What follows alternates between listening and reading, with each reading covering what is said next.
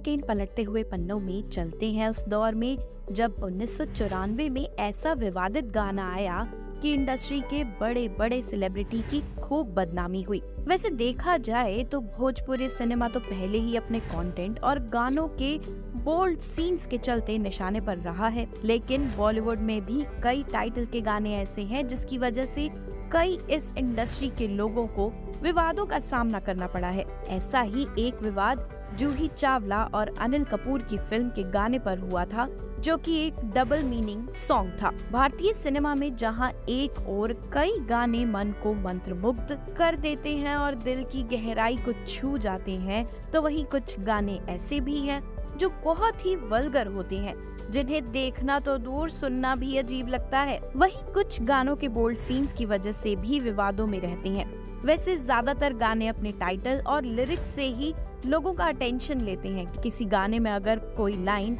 दोहरे अर्थ वाली है और उसे बोलने व सुनने में लोगों को अच्छा नहीं लगता, तो वो आलोचना के पात्र ही होते हैं। भोजपुरी म्यूजिक इंडस्ट्री पहले से ही ऐसे वल्गर गानों को लेकर बदनाम है, लेकिन बॉलीवुड में भी ऐसे कई गाने सुनने में आए जो डबल मीनिंग थे। आज की इस वीडियो में हम एक ऐसे ही हिंदी गाने के बारे में बात करने वाले हैं जिसे जूही चावला और अनिल कपूर पर फिल्माया गया था। दरअसल यहाँ हम हिंदी फिल्म अंदाज के एक विवादित टाइटल गाने को लेकर बात कर रहे हैं, जो साल 1994 में आया था। उस गाने का टाइटल तेरा आशिक खड़ा है था और इस पर लोगों ने कड़ी आपत्ति जताई थी। फिल्म के इस गाने पर CBFC के प्रेसिडेंट रहे पहलाज निहलानी का नाम भी विवादों में घसीटा गया था। उनके द्वारा निर्मित 1994 की हिंदी फिल्म के एक गाने को उनके आलोचकों द्वारा व्यंग्यात्मक रूप से याद किया गया है। फिल्म के गाने पर काफी हंगामा हुआ था और बाद में विवाद के बाद इसे आखिरकार फिल्म से हटा दिया गया था।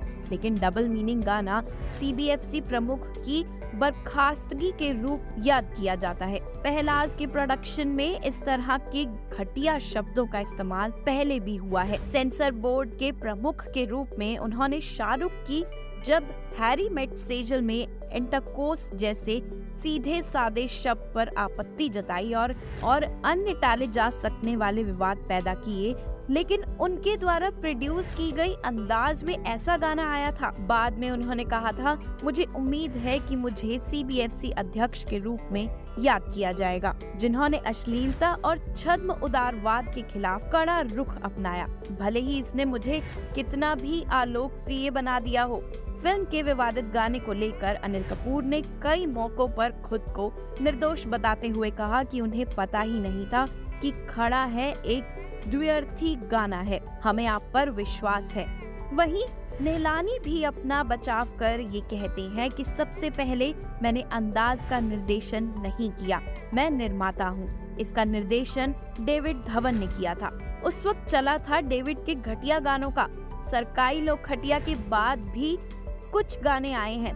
मैं मानता हूँ कि अंदाज के एक गाने को लेकर हंगामा हुआ था, लेकिन मेरे आलोचक ये नहीं जानते कि हंगामा मचने के बाद मैंने स्वेच्छा से गाने को फिल्म से हटा दिया, क्योंकि मैं दर्शकों को नाराज नहीं करना चाहता था। निहलानी ने अश्लीलता के आरोपों पर खुद को निर्दोष बताते हुए कहा, इसका उद्देश्य कभी भी अश्लीलता नहीं था। ये नागिन के हेमंत कुमार रचित साउंड ट्रैक के गीत पर द्वार खड़ा एक जोगी से प्रेरित था। मैं दोहरा रहा हूँ कि गाने को सेंसर बोर्ड ने मंजूरी दे दी थी। विवाद होने के बाद CBFC के तत्कालीन अध्यक्ष शक्ति सामंत ने गाना देखा और फिर उसे रहने दिया। आखिरकार वो शत्रु जी की पत्नी पूनम भाभी ही थी, जिन्होंने मुझे समझाया कि जनता को नाराज करने का कोई मतलब नहीं है। तभी मैंने इसे फिल्म से हटा लिया। लेकिन जब हमने फिल्म की शूटिंग की थी तो गाने में कोई अश्लीलता नहीं थी, कोई दोहरा अर्थ नहीं था। तो ये थी फिल्म अंदाज के गाने से जुड़ा किस्सा। ऐसे और भी किस्सों को सुनने के लिए अभी सब्सक्राइब